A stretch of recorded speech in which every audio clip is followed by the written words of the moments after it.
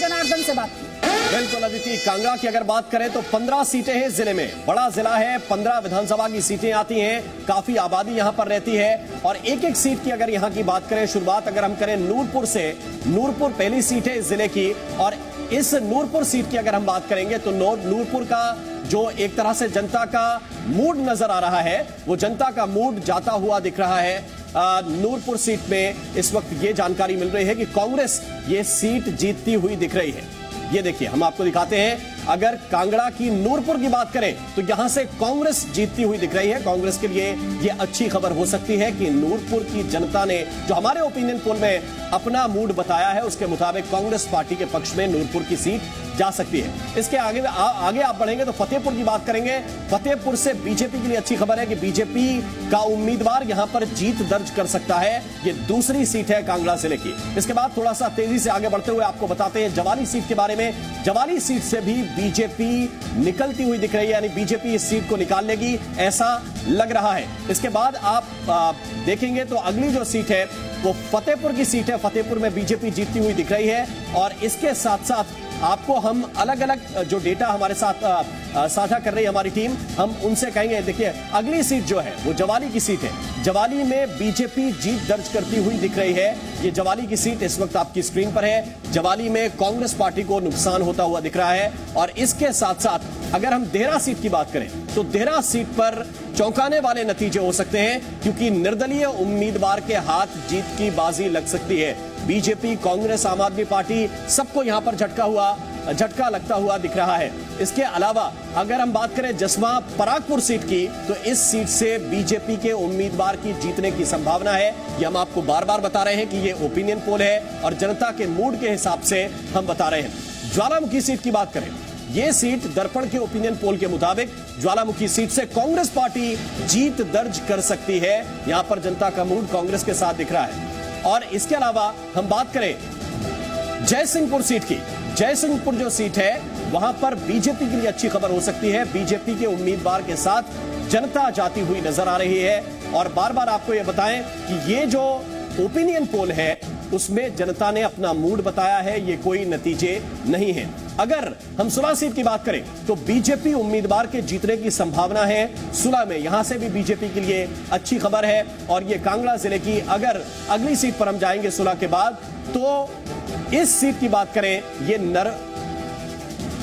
नगरोटा की जो सीट है इस पर कांग्रेस पार्टी भारी पड़ती हुई दिख रही है बीजेपी पर।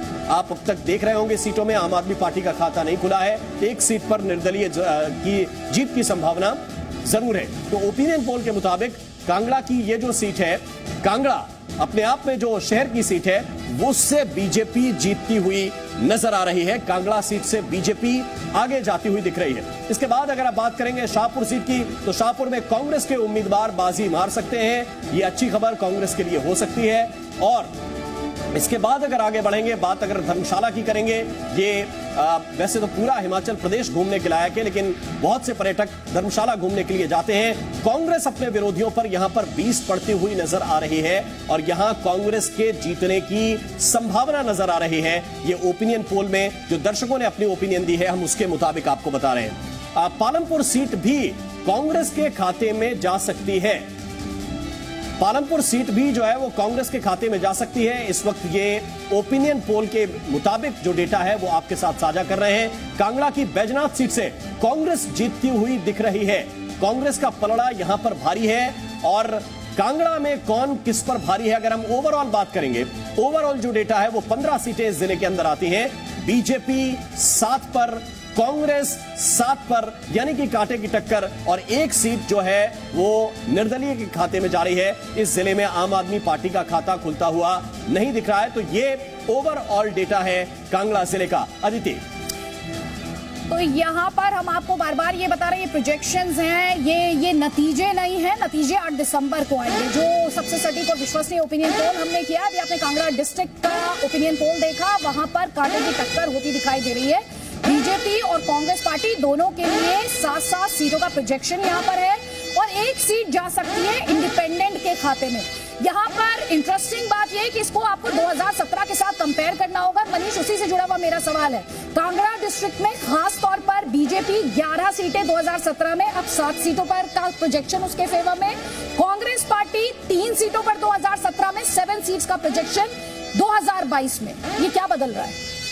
देखिए, क्यों बदल रहा है? वही मैंने आपको बताया कि जनता ने जब मैनिफेस्टो देखा, जनता ने जब कैंडिडेट देखे, जनता ने जब चुनावी रैलियां देखी, तब जनता ने जो मूड बनाया है ये उसके आंकड़े हैं। 2017 में भी ऐसे ही हुआ था। 12 से 17 को कंपेयर करेंगे तो यही रिजल्ट उल्टे थे। 10 और 4 के आसपास में कांग्रेस और बीजेपी के पास में थे। लेकिन अगर आप इसको मैं अपना अगर डेटा से बात करूं, जनता के मूड से बात करूं, तो ये डेटा अगर मैं उनके मुद्दों से जोड़ूं तो हिमाचल में जो सबसे बड़ा प्रॉब्लम आया है वो सरकार के सुविधाओं को, स्कीम को कांगड़ा चंबा तक पहुंचाने में जो देरी, जो ढिलाई हुई है, उससे आया है। कांगड़ा अपने आप में बहुत ज़्यादा डेमोग्राफिकली चैलेंज डिस्ट्रिक्ट है, लेकिन वहाँ पे जो लोकल उम्मीदवार हैं, जो टिकट बदली गई हैं, जो उम्मीदवार वहाँ तैयारी कर रहे थे, जो आप इंडिपेंडेंट की बात कर रहे हैं, उनको जो बागी वोट मिल रहे हैं, शायद वो उसी वजह से निकाल रहे हैं वो सीट। तो ये जनता ने मूड अपना कैंडिडेट्स के नाम आने के बाद, चुनावी घोषणाएं होने के बाद, और जितनी बागी वोट कांग्रेस को डेंट कर रहे, बीजेपी को डेंट कर रहे, दोनों को डेंट कर रहा है। ये दोनों को डेंट कर रहा है। उम्मीदवार बदले गए हैं अदिति, हमारे परफॉर्मेंस मीटर के बाद उम्मीदवार बदले गए हैं। जी, हमारे साथ अश्विनी शर्मा जी भी हैं, वरिष्ठ पत्रकार हैं। अश्विनी शर्मा जी, आप इस डिस्कशन में लेट आए हैं। हमने 2 डिस्ट्रिक्ट्स का प्रोजेक्शन दिखाया है, बार बार इस बात को दोहराते हुए, नतीजे नहीं है, प्रोजेक्शंस हैं। हमने चंबा का प्रोजेक्शन दिखाया, वहां पर भी क्लोज फाइट, 3 सीट्स के लिए प्रोजेक्शन बीजेपी के फेवर में, 2 सीट्स के लिए कांग्रेस के फेवर में। कांगड़ा आप अभी सुन ही रहे हैं, 7 सीट्स का प्रोजेक्शन, दोनों बीजेपी और कांग्रेस के फेवर में। ये जो ये फाइट है, ये जो क्लोज फाइट इस वक्त दिखाई दे रही है, क्या कहती है जनता के बारे में? देखिए, मैं चंबा का मुझे अफसोस है, थोड़ा सा मैं लेट जारी किया क्योंकि मैं ट्रैवल कर रहा था कांगड़ा में ही इस समय। कांगड़ा के मैंने जो देखे हैं आपके प्रोजेक्शंस, मुझे लगता है कि काफी हद तक बहुत ठीक हैं। और इस समय जो मूड है पब्लिक का, वोटर्स का, वो थोड़ा सा गवर्नमेंट से खफा है, जिसको हम एंटी इनकम्बेंसी भी कहते हैं। और आपको ये भी पता होना चाहिए कि कांगड़ा हिमाचल प्रदेश का सबसे बड़ा डिस्ट्रिक्ट है, सबसे बड़ा जिला है। और ऐसा भी माना जाता है कि शिमला में सत्ता का जो रास्ता है कांगड़ा से होके जाता है। जो पार्टी 10 से 11 सीटें यहाँ पे जीतती है वही सरकार बनाती है। उसके साथ चंबा भी बहुत मैटर करता है, क्योंकि कांगड़ा पार्लियामेंट्री कॉन्स्टिट्यूंसी सारी उसमें आती है, चंबा और कांगड़ा डिस्ट्रिक्ट में। और मुझे लगता है कि एक जो कर्मचारियों का मुद्दा है, ओल्ड पेंशन स्कीम, बहुत बड़ा मुद्दा है। हर कॉन्स्टिट्यूंसी में कर्मचारी कुछ ना कुछ इम्पैक्ट डाल रहा है। आप मान के चलो कि अगर किसी कॉन्स्टिट्यूंसी में 2500 कर्मचारी हैं तो उनसे जुड़े हुए परिवार हैं, उनके रिश्तेदार हैं, सब प्रभाव डालेंगे।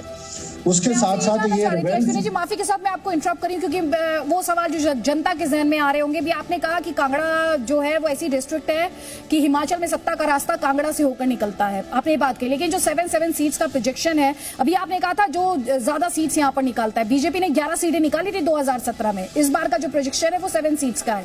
एंटी इनकम्बेंसी का आपने जिक्र किया था, एंटी इनकम्बेंसी है, लेकिन क्या कांग्रेस पार्टी उस तरह से कैपिटलाइज नहीं कर पा रही जैसे उसे करना चाहिए? क्या कोई वेव है वहां पर? अभी तक कोई वेव नहीं है। मैं आपको बताऊं, आज भी प्रधानमंत्री नरेंद्र मोदी कांगड़ा में थे, और ये कांगड़ा में मुझे लगता है कि उनका 3रा दौरा था पिछले कुछ महीनों में। तो इसका प्रभाव अभी कल या परसों, हमारे पास 2 दिन हैं, उसके बाद क्या आता है वो देखना पड़ेगा। कांग्रेस इस समय बहुत अच्छे से चुनाव लड़ रही है, ये माना जा सकता है। बीजेपी ने भी अपनी पूरी ताकत लगाई है, उनके सारे बड़े बड़े नेता यहाँ पे हैं। कांग्रेस का इस बार ये हो रहा है कि कांग्रेस ने अपना टिकट मैनेजमेंट बहुत अच्छा किया है। उनकी जो टिकट डिस्ट्रीब्यूशन है मुझे लगता है बहुत अच्छे से, एक्सेप्ट कांगड़ा में एक सीट जिस सुलह वाली, उसमें उन्होंने टिकट जो दावेदार थे उसको नहीं दिया, किसी दूसरे को दिया। कांगड़ा में जहां पवन काजल थे, जो सीट आप बीजेपी को बता रहे हैं, वो बीजेपी में आए हैं कांग्रेस से। पहले बीजेपी के नेता थे बट उनको टिकट नहीं मिली, वो कांग्रेस से पहले इंडिपेंडेंट लड़े, बाद में कांग्रेस।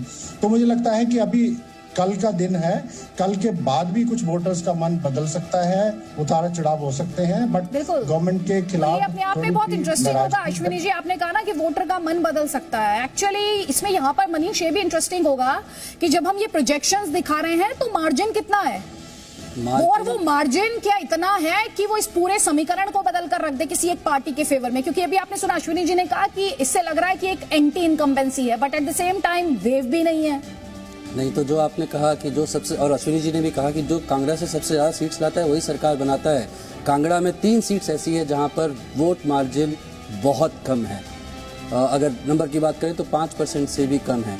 ये 3 सीटें हो सकता है इधर से उधर हो जाए और वो नंबर चेंज हो जाए, और वही सरकार बनाने में पार्टी की किस्मत तय कर सकता है। और जैसा अभी इन्होंने कहा कि आज मोदी जी थे वहां पर, वो 3 सीट्स पे हो सकता है कुछ फेरबदल आएगा, लेकिन मुझे नहीं लग रहा कि इस बार जनता सिर्फ, जैसे पिछली बार भी ओपिनियन पोल में हमने कहा था कि सिर्फ राष्ट्रीय नेतृत्व और सीएम के चेहरे को देख रही है, वो इस बार कैंडिडेट को भी देख रही है, चुनावी घोषणा पत्र को भी देख रही है। आप देखिए पिछले दिनों में कितनी चुनावी घोषणाएं हुई हैं, स्कूटी ले लीजिए, कन्या के लिए वेलफेयर स्कीम्स ले लीजिए, सारी चीजें आई हैं, ये भी फर्क डाल रही है। ठीक है।